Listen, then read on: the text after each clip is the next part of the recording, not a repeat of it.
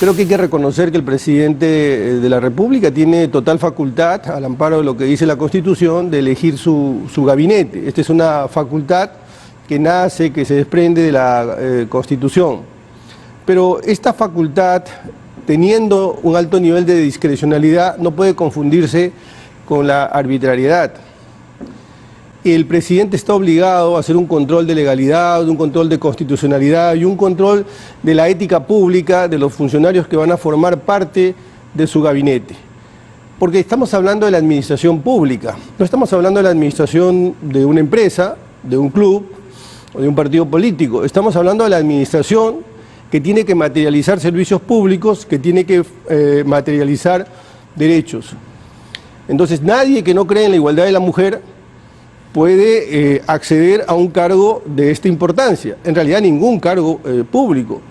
Nadie que sea homófobo o que no crea en general en la igualdad de género puede acceder, porque esta es una política nacional, esta es una política de Estado, y sobre esa base se construye todo un conjunto de derechos. ¿Y usted diría que no se ha respetado en este caso esa política de Estado? Desde luego, Mávila, si no estuviéramos aquí, si no estuviéramos aquí, si es que eso se hubiera respetado. Y estamos hablando del caso específico, como dijo el señor Guerra García, que el problema era de origen el señor Bellido. Estamos hablando no de una persona, estamos hablando de un conjunto de personas que forman parte del gabinete, porque no es el único principio. Otro principio, otro deber que ha señalado la Defensoría, y no solo la Defensoría, el Tribunal Constitucional, y que emana de la propia Constitución, es la proscripción, el combate contra la corrupción. Entonces, toda persona que está sancionada por corrupción, que está señalada por corrupción, no puede acceder a un cargo público porque el poder tiene que estar lo más alejado de la corrupción, porque de lo contrario, ese cóctel, esa combinación entre poder y corrupción es deleteria, nociva, no solo para la institucionalidad, sino para la concreción de los mismos derechos. Entonces, toda persona que está sancionada por corrupción, que está señalada por corrupción, no puede acceder a un cargo público porque el poder tiene que estar lo más alejado de la corrupción, porque de lo contrario, ese cóctel, esa combinación entre poder y corrupción es deleteria, nociva, no solo para la institucionalidad, sino para la concreción de los mismos derechos. Y lo que le estamos pidiendo al Jurado Nacional de Elecciones es que resuelva con prontitud para poder el 28 de julio tener esas autoridades, pero también al hacerlo tiene que motivar sus resoluciones de una manera muy sólida, muy solvente, muy robusta, y para eso debe aplicar los principios generales del derecho y particularmente el principio de transparencia. Por lo tanto, sus resoluciones deben estar motivadas para que le den legitimidad a esa resolución y legitimidad también a las autoridades que se van a proclamar.